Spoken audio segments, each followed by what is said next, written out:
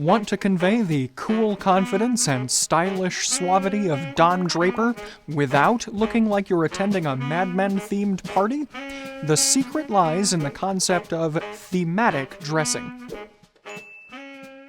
Thematic dressing refers to crafting an ensemble around a theme, concept, or idea. The theme can be broad, such as old money.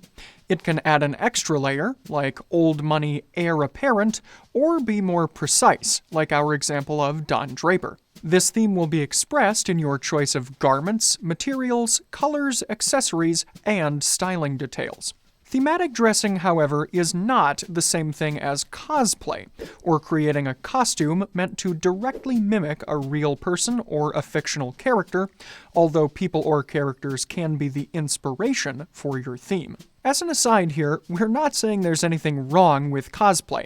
We've got a few comic fans here at GG, myself included, but that's not what today's video is about. Essentially, thematic dressing is an effort to convey an effect or atmosphere rather than a concrete individual or obvious motif, because ultimately, thematic dressing should be an augmentation and not a replacement of your personal style. The value of thematic dressing lies in its ability to inspire you to try new and exciting styling options within the confines of your own personal style. It can help you break out of a rut when you feel like you've been wearing the same clothes or accessories over and over again, while incentivizing you to employ items that you already own in new and unexpected ways that you might not have considered before. It achieves this while providing guidelines to help inform your new look, since you're building it around an existing stylistic construction. Finally here, thematic dressing can also give you a confidence boost because presumably you like and admire whatever it is that you're crafting your theme around,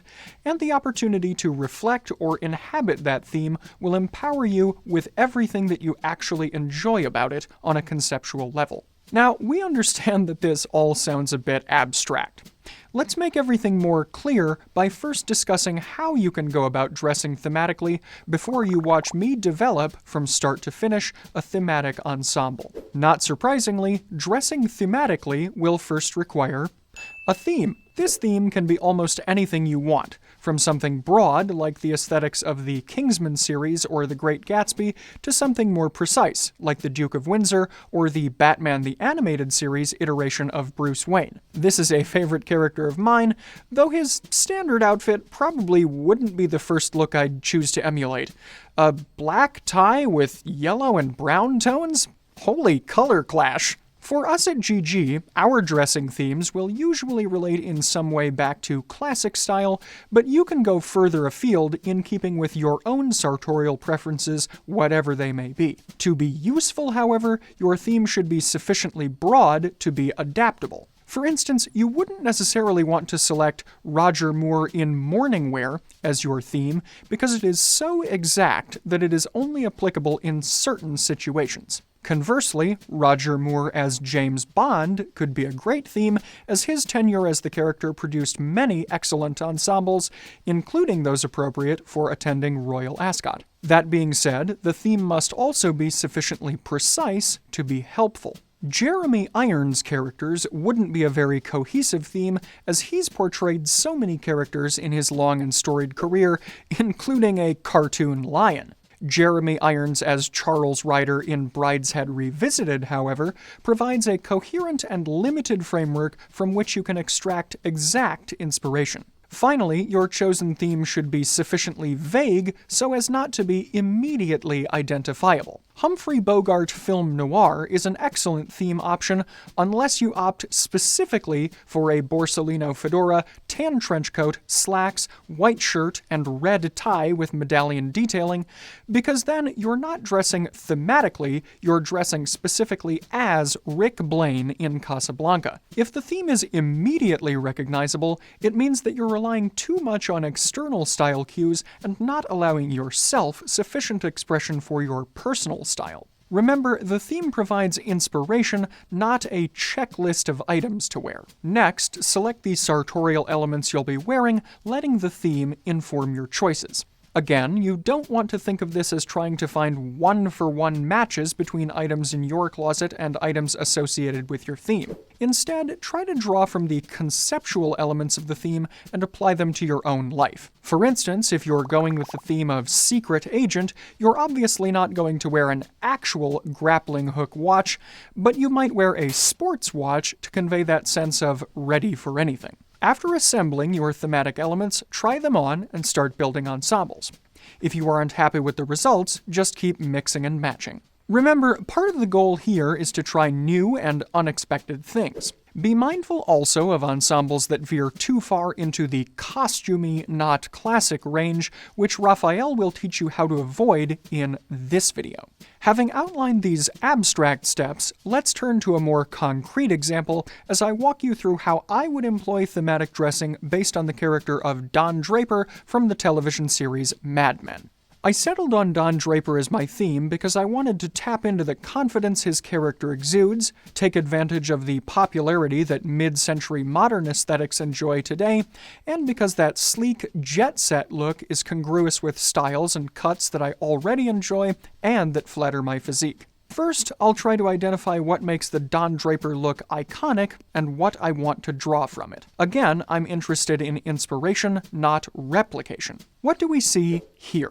Draper favors simple earth tones and a tonal color palette. Even when his clothing articles are solid colors like his suit, he relies on texture for subtle visual interest. He keeps accessories to a minimum. Other than his skinny lapels, his overall cut and silhouette is timeless and typical of classic style. His snap-brim fedora is the only element of the ensemble that is really dated by modern conventions. From these observations, what can we determine about the Don Draper style that should inform our own styling? His look relies on an unassuming and unornamented style that is attractive because of its simplicity and fine materials. Functionality plays a key role, so every element must serve a purpose. He establishes a sense of importance with a broad block of color with tonal variations. The overall effect should be an ensemble that doesn't cause a double take, but when you as the wearer get the attention of others, they won't be able to help but notice how exceptional the clothing is overall. Yes, those are all broad statements, but again, we're not trying to create a Don Draper costume.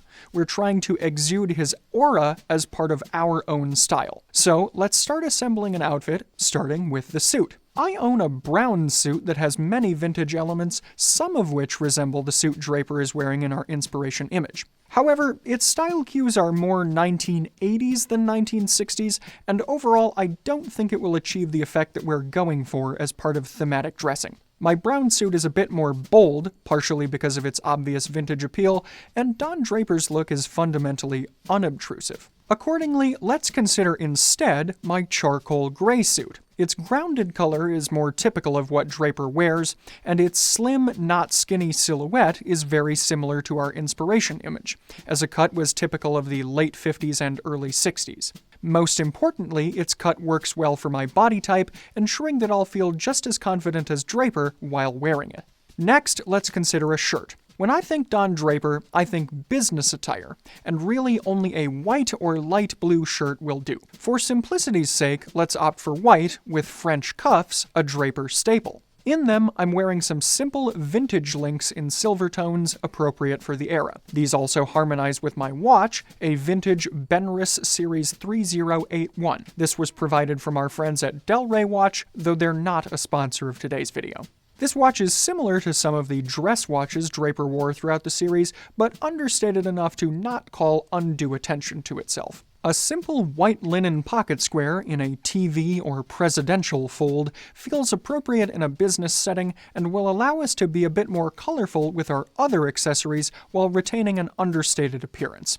Rather than opting for a purely tonal necktie, I've gone for a vintage Robert Talbot tie in silk in a rep-striped pattern of burgundy, light silver, and white. This is a classic linear pattern, and its colors are sufficiently muted to be unassuming while still creating visual interest. This is very much in keeping with the Don Draper look, as the stripes draw the eye toward the face, where I need you to be looking so you'll see how earnest I am while explaining the latest marketing pitch. Accordingly, I don't want to draw too much attention to my lower half, but I want the ensemble to stay cohesive, so I'll select a pair of conservative black dress shoes. While Oxfords would be the standard 1960s business wear choice, remember that I'm not engaging in explicitly period dress today. So I've made a concession to comfort and worn a pair of black cap-toed derbies that are one of my most comfortable footwear options.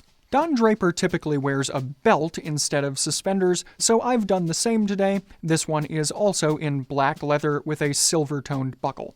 And to ensure a harmonious transition from my trousers to my shoes, I've worn dark gray cotton socks with burgundy and white clock patterns from Ford Belvedere. To really put myself in that classically masculine headspace, I've opted for Darby Cologne by Roberto Ugolini as my fragrance today. It's exactly how I imagined the halls of the Sterling Cooper ad agency would smell, minus the cigarette smoke anyway. Finally, while I'm not wearing it in the bulk of today's video, I can also add a stingy-brimmed fedora in charcoal gray to complete the look. Although a hat like this is a little dated today, hats are a style element that I personally enjoy and know that I can wear confidently. By the way, if you'd like to learn how to wear hats with confidence and style, take a look at this video. And for the socks, fragrance, and pocket square I'm wearing in today's video, as well as a wide array of other classic men's accessories, other Ugolini fragrances, and corduroy trousers, you can take a look at the Fort Belvedere shop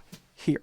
With that, we have now assembled a look heavily informed by the aesthetics of Don Draper without exactly repeating a single element found in our inspiration image, minus perhaps the white shirt. The outfit relies on a largely neutral palette, though mine is grayscale rather than earth-toned. It privileges understated accessories that contribute to the luxurious and cohesive appearance of the whole with just a hint of color. And finally, it keeps the focus on me, so I feel cool, collected, and confident while wearing it, just like Don Draper. The actual process of preparing for thematic dressing will vary from person to person, but we hope that in going through the process, we've provided an illustration of what it may look like. To provide you with further inspiration, let's now look quickly at 5 more finished ensembles typical of thematic dressing. First is the corporate raider. Make it clear that you have the power in a power suit, striped shirt, and bold tie. But maybe tone it down just a little from how I styled my ensemble in this example, as it was intended as a humorous tie-in with our video on the sartorial accuracy of the film Wall Street, which you can find here. Next is the secret agent.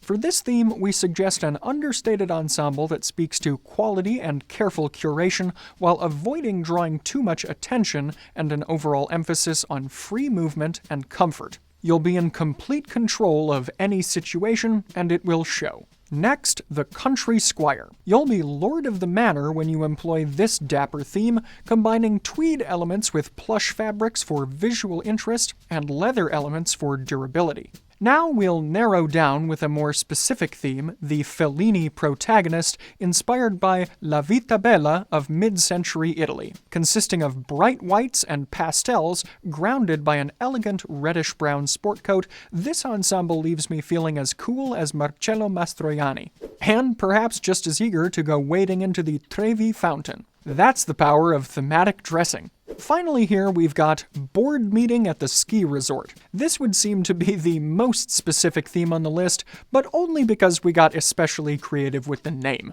In truth, this outfit of Kyle's just represents a skillful blending of more business-like elements, such as the sport coat and pocket square, with more casual, sporting ones, like the turtleneck, dark denim, and boots. In conclusion then, whether you're in a stylistic rut or just interested in developing new outfits with what you have, thematic dressing could be your first step to discovering fun, unexpected new looks. What themes might you be considering for thematic dressing? Let us know in the comments below.